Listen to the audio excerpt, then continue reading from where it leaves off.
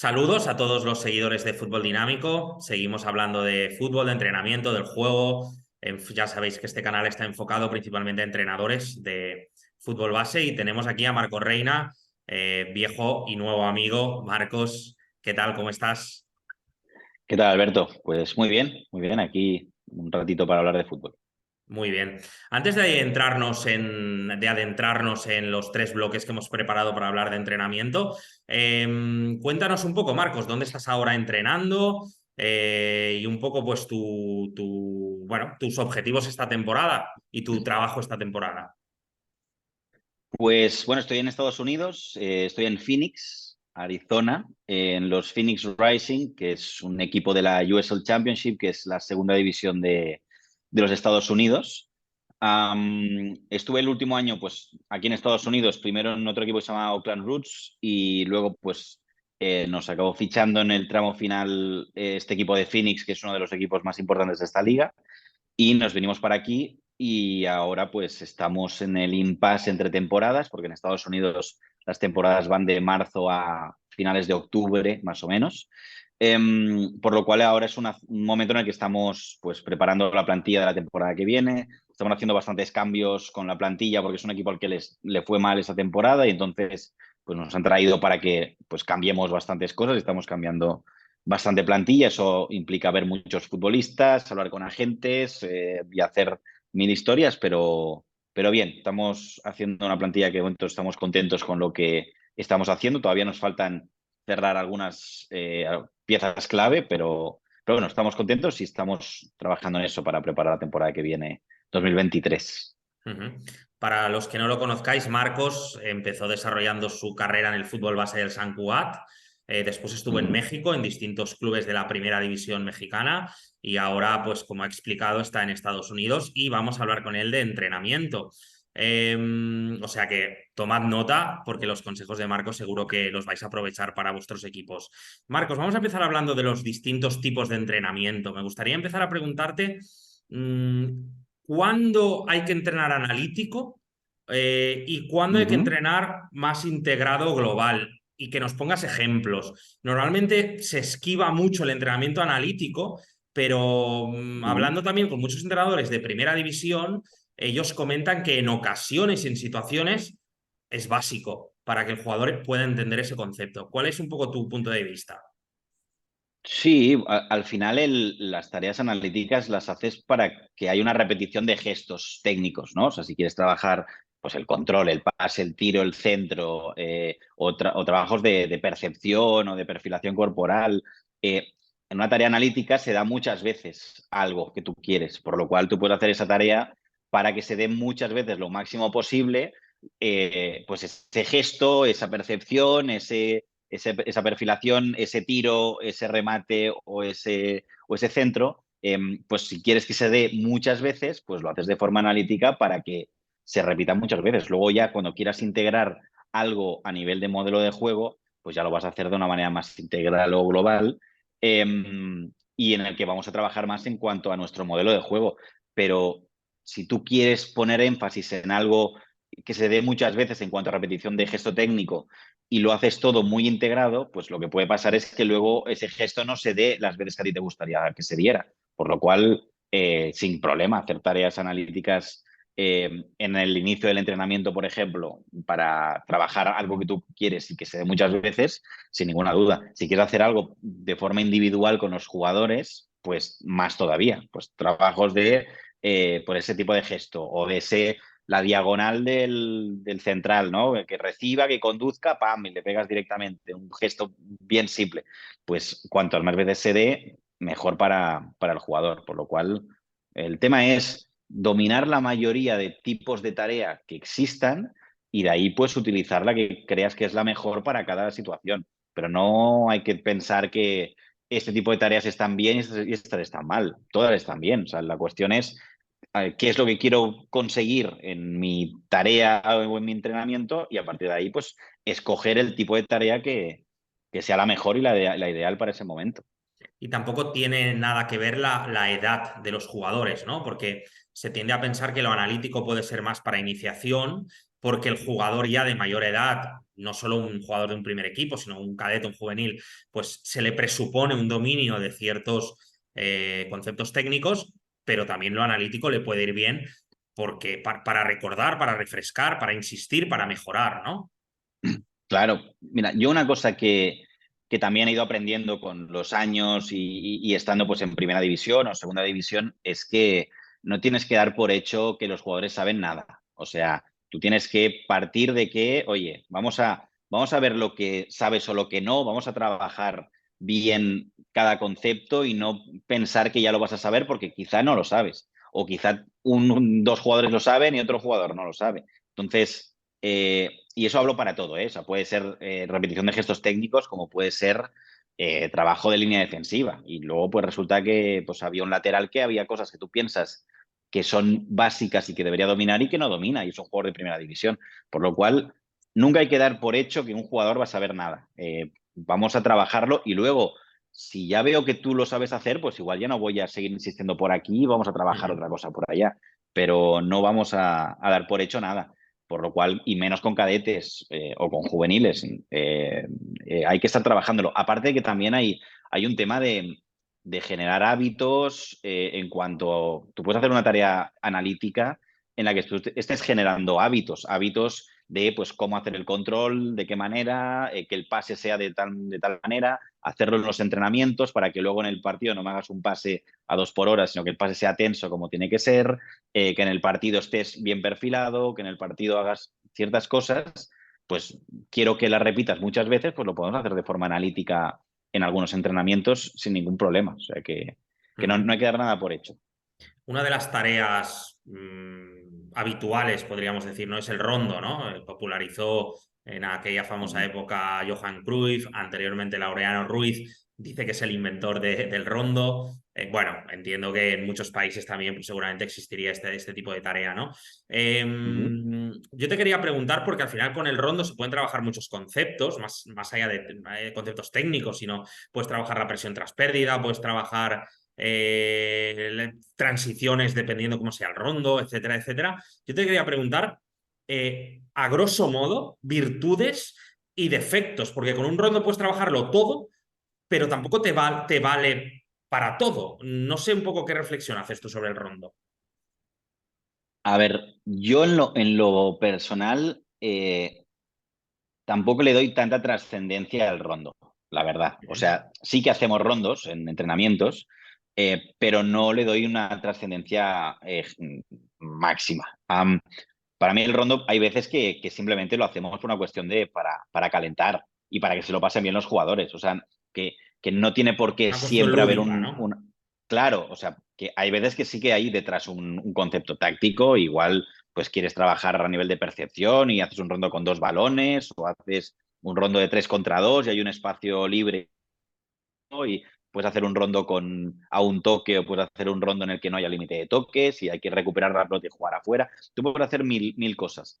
O sea, lo importante siempre es qué estoy buscando en cada tarea, ¿no? Y en cada entrenamiento y, ok, pues para hoy quiero hacer un rondo con este objetivo y entonces lo voy a preparar para que se dé. Genial. Pero hay veces que igual simplemente pues quieres que los jugadores al inicio de la sesión se lo pasen bien y estén de risas y mientras están calentando y haces un rondo de 8 contra 2, tac, tac, a un toque y que se lo pasen bien. O sea que hay que siempre ir viendo, yo siempre digo que es muy importante, bueno, varias cosas que podría decir aquí. Una cosa es que está la parte de lo que quieres enseñar a un jugador y hay veces que estás pendiente de enseñar a jugadores algo.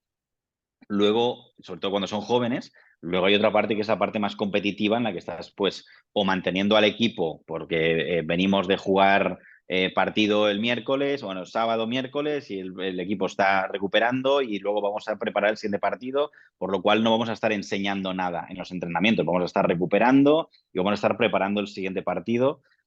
Por lo cual, bueno, hay diferentes tipos de lo que estés planteando en el entrenamiento. Y si el rondo es un ejercicio que te vaya a servir para lo que quieres trabajar en ese entrenamiento, pues genial. Si no lo quieres hacer, no hagas ningún rondo. O sea, no creo que o sea, el rondo para mí es una tarea más de las que puedes utilizar, en la que te sirve para muchas cosas muy bien y para otras pues no te sirve tanto. Ujú. Para cerrar un poco este bloque, te quería preguntar por cómo automatizar estas jugadas combinadas de ataque, ¿no? También entiendo, y volviendo al inicio de la pregunta, pues que hay muchas maneras, desde las típicas jugadas combinadas sin oposición, ¿no? Que podría ser como el primer paso, hasta Ujú, oleadas, hasta, no sé, ¿cómo trabajáis vosotros?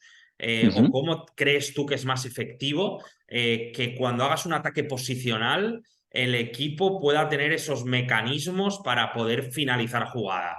Que no tenga que Sí. ser a través del talento y de la inspiración, que en ocasiones evidentemente es así, ¿eh? Que tú puedas ir un Ujú. paso más. Sí, a ver, para mí es importante con tus equipos trabajar esos principios de cómo atacar el último tercio, porque recuerdo que había una de esas frases que salió de Enrique, que explicaba que Guardiola les decía que su trabajo Sí, era llevar al último tercio y luego era libertad y tal.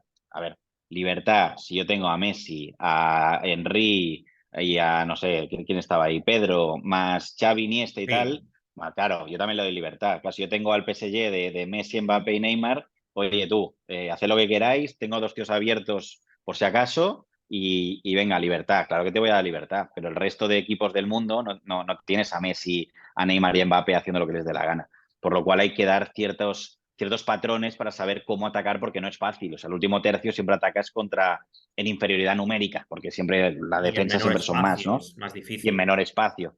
Por lo cual ahí necesitas tener patrones de ciertas ideas en base a tu modelo de juego, que está hecho en base al perfil de futbolistas que tú tienes, por lo cual, pues vamos a ver qué tipo de delantero tengo, cómo vamos a atacar, si tengo extremos, si tengo carrileros. O sea, sí, en base a cómo vamos a qué jugadores tengo, voy a montar mi modelo de juego y una vez tengo ese modelo de juego, voy a ver qué automatismo, si le quieres llamar, qué patrones de juego voy a tener para atacar el último tercio, ¿no? Pues cómo voy a buscar la línea de fondo, o sea, buscar centros desde la línea de fondo, cómo lo voy a hacer con movimientos o dobladas al área del interior, por ejemplo, de dentro jugando por fuera, o situaciones de mano a mano, paredes por fuera, desdoblamiento del lateral si quieres por fuera. O sea, vamos a ver de qué manera lo vamos a hacer nosotros con nuestra manera de jugar y luego cómo vamos a atacar el área, si vamos a tratar de sacar centros desde los cajones, desde los lados del área, o cuando lleguemos el balón ahí jugamos atrás ese centro que tiene que ir hacia la espalda del segundo central, cómo atacamos eso. Entonces tú puedes trabajar los tipos de centro que va a haber, cómo atacaremos el área de determinada manera, quién tiene que llegar a cada zona. Y eso hay que trabajarlo, o sea, no tiene que ser inspiración divina, porque la inspiración divina la de Messi, Mbappé y Neymar sí, pero la del resto no. Entonces, dicho esto, generalmente lo trabajamos de dos maneras. Una suele ser sin oposición, o sea, con muñecos, ¿no? Y a partir de aquí, pues Sí. viendo dónde están los intervalos entre central lateral o entre central y central y cómo lo vamos a hacer y cómo vamos a llegar. Pero luego también hay veces que cuando hacemos más en planes de partido, hay veces que ponemos que la línea defensiva sí sea humana. Hay veces que son jugadores suplentes que no van a ser titulares en ese partido, o hay veces que somos parte del cuerpo técnico, que nos ponemos allá como línea de cuatro, por ejemplo, para que nuestros atacantes vean ciertos movimientos de la línea defensiva. O sea, por ejemplo, situaciones de vengo para marchar al espacio, ¿no? Del carrilero o del extremo. Y entonces, pues veo cómo el lateral lo sigue y a partir de aquí, pues juego al espacio. O igual el 9 que rompe a los cuadrados, ¿no? Que viene a recibir entre líneas, lo sigue un lateral, hay un central y quien rompe para ocupar ese espacio. O sea, yo soy muy creyente en que hay que trabajar movimientos contrarios contra la última línea. Pues el típico de, yo qué sé, el extremo que se mete adentro y el lateral que pasa, ¿no? Pues si lo haces con un timing correcto, el lateral va a dudar porque va a empezar a perseguir al extremo, pero ya le está pasando el lateral y dice, uy, me quedo. Entonces, si me quedo, el extremo igual está dentro en el cuadrado, pero si lo persigo, el espacio está ahí al espacio. Entonces, hacer ese tipo de movimientos contrarios de, pues eso, el 9 viniendo y un interior que rompa el Ujú. espacio, pues ya estás haciendo que el central dude, porque claro, si lo sigo, este tipo me va a ganar la espalda, pero si no lo sigo, el 9 me recibe y se puede girar.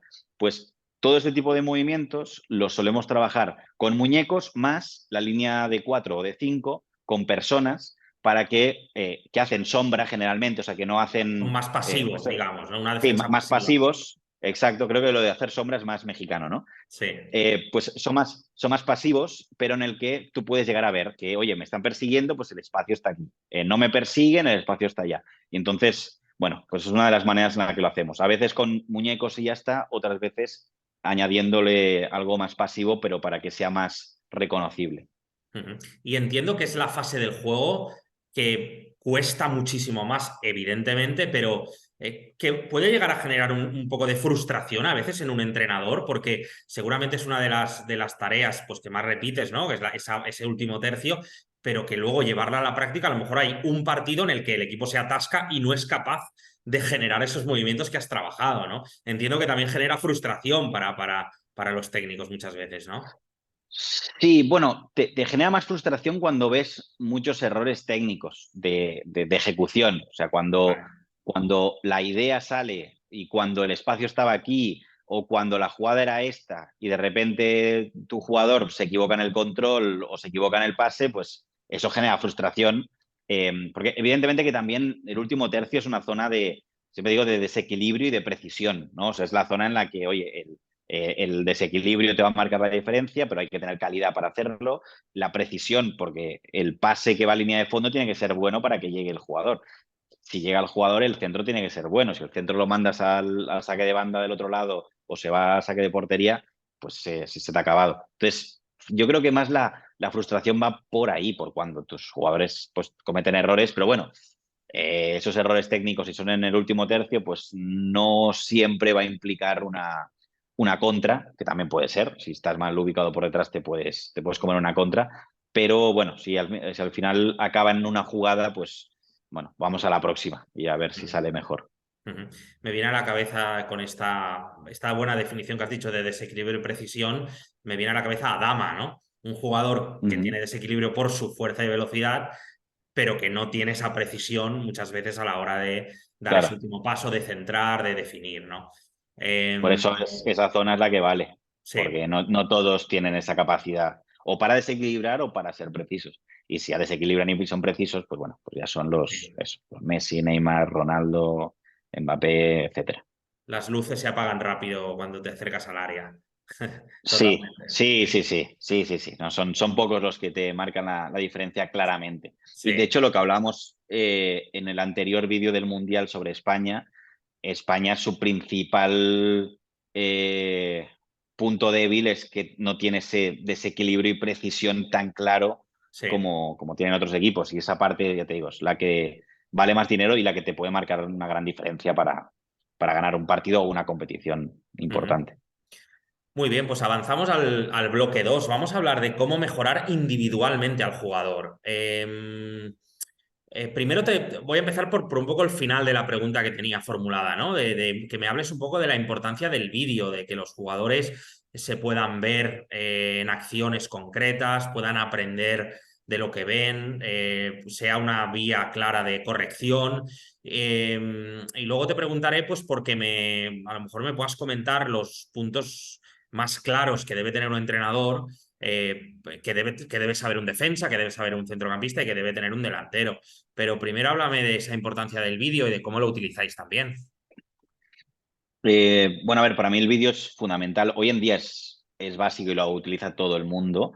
Sí es cierto que desde que yo llegué a Pumas en 2016, o sea, hace ya unos añitos, y allí pues me tocó trabajar con algunos jugadores ya veteranos que no habían estado tan acostumbrados al vídeo. Y yo recuerdo tener ciertos roces y choques al principio, porque, uy, mucho vídeo, ¿no? Que tampoco le poníamos mucho vídeo, o sea, al final ponemos vídeo que creo que es algo muy habitual hoy en día. O sea, si yo siempre tengo muy en cuenta que los vídeos sean cortos, porque si haces un vídeo muy largo el jugador se duerme, que sean así pues concretos, ponemos vídeos a nivel colectivo, pues corrección de errores, el vídeo del rival, de análisis del rival y plan de partido, y solemos poner un vídeo muy breve del balón parado, de, oye, mira, van a defender así, así, van a atacar así, así, y ahora que lo vamos a trabajar, lo vamos a ver.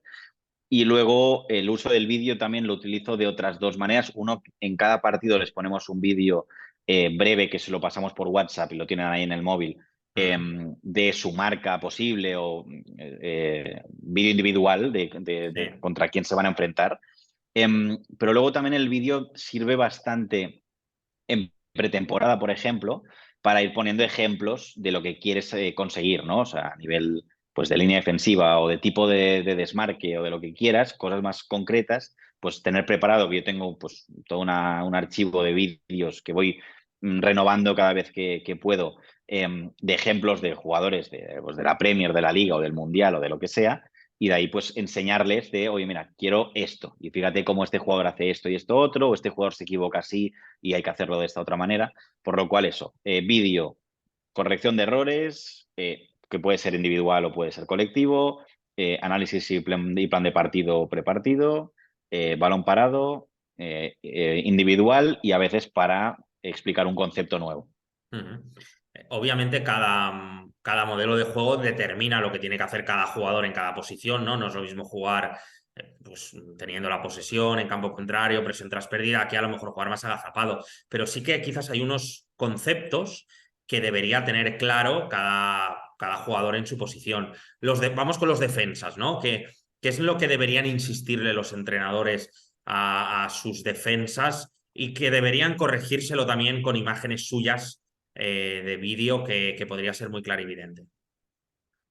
A ver, bueno, seguro que me voy a dejar alguna, ¿eh? Pero a ver, así de las que se me ocurren, a ver, con un lateral hay que trabajar situaciones de uno contra uno por fuera, ¿no? De cómo defender ese mano a mano, que es algo muy habitual cometer errores de meter el pie cuando no toca. Al final el pie e intentar interceptar tienes que hacerlo una vez al jugador, o sea, al extremo, por ejemplo, cuando se le escape la pelota un poco, se la tira un poco largo, hay que intentar aguantar, no meter el pie porque a la que metes el pie es cuando se te van. Entonces, entender eso y trabajar bien esas situaciones de mano a mano hay que hacerlo.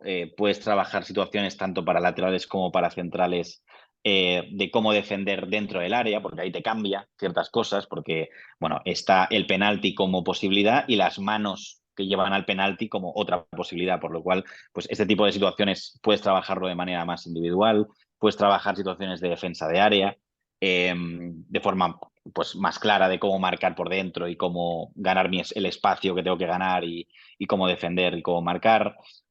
Puedes hacer trabajos de línea en general, que eso es quizá más de línea defensiva, pero bueno, que al final puedes trabajarlo para que lo tengan todo claro. Pero luego también ofensivamente. Ofensivamente puedes trabajar con un central el cómo conducir para filtrar por dentro, puedes trabajar el conducir para hacer la diagonal al extremo del lado contrario o carrilero, puedes trabajar el centro con el lateral. O sea, al final, bueno, o sea, puedes trabajar muchas cosas ofensivas y defensivas con centrales y con laterales, de manera individual. Ujú. Que son cosas comunes que se van a dar en un partido independientemente de cómo juegues, contra quién juegues y a quién tengas al Claro. lado de compañero. En los centrocampistas, que es un poco lo que deberían tener y se les debería estar un poco más encima. A ver, yo creo que a un centrocampista hay que hacerle. También otra vez volvemos al modelo de juego, ¿eh? O sea, porque quizás si tu modelo de juego, tienes un modelo de juego en el que eres muy asociativo y quieres tener mucho la pelota, pues vas a trabajar muchas situaciones de percepción, de perfilación corporal, de entender cuándo me puedo girar y cuándo tengo que repetir pasos, jugar un tercer hombre. Ese tipo de situaciones lo tienes que trabajar, pero quizá si tu trabajo o si tu modelo de juego es más defensivo, vas a hacer trabajos de pues cómo ganar duelos aéreos, de cómo defender por dentro, defender el centro, ¿no? O sea, no Ujú. un centro, sino defender el Sí, sí, sí. medio, ¿no? Como Proteger la zona pivote. central, ¿no? Claro, proteger la zona central y que si uno salta, el otro cierra por detrás. No saltar los dos pivotes al balón porque entonces dejas en los cuadrados libres y ahí es cuando te van a hacer daño si te ganan la espalda en esa zona. Entonces, al final, bueno, depende mucho de lo que del modelo de juego que vayas a tener o que tengas, pero lo que más se vaya a dar y lo que más creas que tu pivote tiene que dominar, pues luego lo puedes trabajar de manera individual o lo puedes trabajar con dos jugadores y que se dé esa situación. Ujú. De lo que es la zona de ataque, vamos a dividirlo, porque al final no es lo mismo ser extremo que ser punta, ¿no? Y también, Ujú. evidentemente, que el modelo de juego tiene mucho que ver. Si juegas con un juego más asociativo, el punta pues ayuda mucho en la construcción muchas veces, ¿no? Haciendo de tercer hombre, viniendo a recibir, Ujú. generando espacios. Si juegas más de juego directo, balón a banda y centro, pues a lo mejor sí que es más posicional, ¿no? Pero vayamos al delantero centro. Para un delantero centro de hoy en día, independientemente del modelo, sí que se le pide muchas más cosas de que se le pedía a un delantero hace 20, 25 años. Si tuvieras que determinar las tres principales en las que debería insistir un entrenador, ¿cuáles serían? A ver, bueno, no sé si son las tres principales, pero son las que me vengan a la cabeza. Me viene a la cabeza que el 9, si quieres que se relacione con el balón en salida o atacando un bloque medio, am, puedes hacer trabajos en donde pues esté protegiendo la pelota, que es algo que muchos delanteros les cuesta, y tienes que trabajarlo con ellos, a veces lo hacemos con Bossus o con pelotas de estas así grandes, para pues trabajar con choque, pues cómo hacer ese control, porque hay una de las cosas que pasa bastante, que es que para que un delantero sea capaz de proteger el balón, lo más importante no es ser grande. Que a veces se asocia, no, es grande y va a proteger el balón. Pues no, porque hay veces yo he tenido delanteros grandes que luego el control se le quedaba a 4 metros. Entonces, claro, sí, es muy grande, pero luego hace así y luego hay que ir a buscar esa pelota que se le ha ido a 4 metros. Lo más importante es que sea capaz de controlar la pelota, porque yo he tenido otros delanteros más pequeños y se las quedaban todas. Y el central era más grande que él, pero el primer control, pam, se le quedaba ya moldado, Y se las ese tren quedaba. inferior, ¿no? Esa capacidad de colocar Claro, bien el tren inferior ahí, ¿no? claro, o sea, ese trabajo en el que pues tratas de alejar el cuerpo del defensa de la pelota, pero luego la capacidad de controlar bien y que no se te escape a 4 metros y demás, pues todo ese trabajo es un trabajo que puedes trabajar de forma individual y que es lo más importante, no es ser grande, es si eres grande te va a ayudar, porque al final en el choque con el central vas a ganar más choques que el que es más pequeño, pero lo más importante es ser capaz de mm, generar ese espacio y luego controlar bien la pelota, que es lo más difícil y que eso lo puedes trabajar. Luego puedes trabajar situaciones de definición a veces respecto al modelo, o sea, qué situaciones de juego se dan más y qué situaciones tiene que atacar más ese delantero. Por ejemplo, en Oakland estábamos jugando a 3-4-2-1 o 3-4-3, según como le quieras llamar, tres centrales, un doble pivote, dos carrileros, dos interiores o medias puntas y un 9. Y se daba mucho por el perfil de jugadores que teníamos, llegábamos mucho con los carrileros, que eran nuestros jugadores de ir al espacio, y que pues por el perfil también de nuestro carrilero por derecha, que era diestro, y el de la izquierda era diestro también, pues con el derecho muchas veces él llegaba al espacio y sacaba centros rasos fuertes y el 9 Primer sabía palo, que tenía que ¿no? picar ahí y atacar el primer palo. Bueno, pues ese tipo de situaciones lo trabajábamos mucho con el 9 porque el 9 quería hacer eso, porque llegábamos, pam, y pues metió varios goles así, porque se iba a dar. Y también porque nuestro carrilero era un jugador que era muy buen jugador en esta liga, que llegaba muy bien a línea de fondo, que atacaba muy bien los espacios, pero que luego tampoco era David Beckham pegando centros. O sea, te pegaba buenos centros, pero por debajo, que lo trabajamos mucho con él, y te sacaba muy buenos centros por debajo, pero no era especialmente bueno pegando centros a la cabeza o ese tipo de Sí. centros, que también los hacía, pero no era lo que mejor se le daba. Al final tienes que explotar lo mejor de cada jugador. Y entonces, pues con él trabajábamos ese tipo de centro y remate, como desde el lado contrario, pues a veces se trabajaba el mismo, o a veces sabíamos que el carrilero por izquierda iba a recortar hacia adentro para luego centrar con la derecha porque él era diestro. Entonces se iba a dar de vez en cuando ese tipo de centro. Pues el 9 sabía que si llegaba a línea de fondo iba a atacar el primer palo, pero si el extremo, si el carrilero se iba a meter hacia adentro, nuestro 9 se iba hacia el segundo palo porque ese centro iba a ir ahí. Entonces él ya sabía que llega a línea de fondo, ataco primer palo, llega, recorto hacia adentro, me muevo un poco atrás y voy hacia el segundo porque ahí voy a Ujú. atacar. Y entonces trabajamos estas situaciones directamente. Pam, primer palo, pam, segundo palo. Y él ya sabían dónde iba a ir el centro, dónde hay que atacarlo y dónde hay que poner ese centro. Entonces, y hay veces que puedes trabajar la finalización pura y dura para una cuestión de cabeza. De, oye, de Que que meta él vea que goles, está ¿no? rematando, claro, pam, pam, pam, y que se sienta cómodo, que se sienta bien, que está finalizando, que está bien y por un tema de coco, nada más que eso. Ujú. Acabamos esta parte con los extremos, pero te cambio un poco la pregunta. Los extremos son los jugadores del equipo que normalmente tienen que hacer más unos contra uno, más desequilibrar, más regatear. Uh -huh. ¿Se puede entrenar que un jugador sepa regatear más a determinadas edades? ¿O es ya una cosa más del talento, sí que hay cosas a corregir, pequeños detalles que le ayudarán. A ver, creo que es distinta la pregunta de si es un jugador muy joven, sí. Ujú. Si es un jugador ya profesional, difícil. En un jugador joven sí que puedes incentivar que el jugador regatee, que lo intente, que pruebe cosas distintas. Me acuerdo que a veces, cuando estaba en el San Cugat hace años, a veces hacíamos tareas de uno contra uno y yo les puntuaba el regate en función de lo mucho que me había gustado, de lo difícil que era o de lo no, que no era. Y eso hacía que los chicos intentaran hacer cosas diferentes y tal, y como que tratabas de invitar a la Fomentar la originalidad, ¿no? creatividad, A ¿no? la creatividad. Pero en cambio, claro, un jugador de primera división le voy a decir, venga, va, os voy a puntuar, os voy a puntuar el regate a ver qué tal. Y te van a mirar diciendo, A esto qué Neymar, dices. ¿no? Por ejemplo. Claro, claro, claro, venga, Neymar, tal. Bueno, igual lo puedes hacer y se lo pasan bien, ¿eh? O sea, igual, pero si lo haces va a ser más por una gracieta y porque se lo Sí, pasen bien y tú hacer la risa con los jugadores y buscar esto más que, uy, espérate que me están llamando, vamos aquí bien, a cortar esto. Vale, vale. pues buscando más la diversión que la creatividad. No le voy a enseñar yo a un extremo a regatear. O sea, sí que puedo generar contextos en el juego y en el entrenamiento para que a él le toque buscar más unos contra unos, pero probablemente lo haré a propósito porque sé que ese jugador tiene capacidad de uno contra uno, nos interesa como modelo de juego, entonces voy a llevar el juego a que él reciba en situaciones de mano a mano y ahí explotarlo, pero no creo que le vaya yo a enseñar o a incitar a que mejore el mano a mano. Igual si me doy cuenta de que está haciendo alguna cosa no tan bien, pues quizá sí que puedo llegar a corregirle algo. O sea, me he encontrado Ujú. con extremos, ya te digo, voy pensando en voz alta, ¿eh?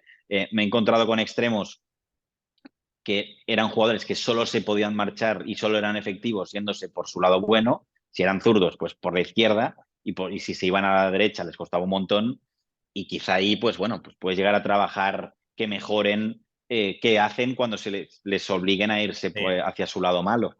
Pero eso ya son situaciones concretas, de decir, oye, mira, te pasa esto, te están defendiendo así, trabaja tú el conseguir qué hacemos si el balón va para allá.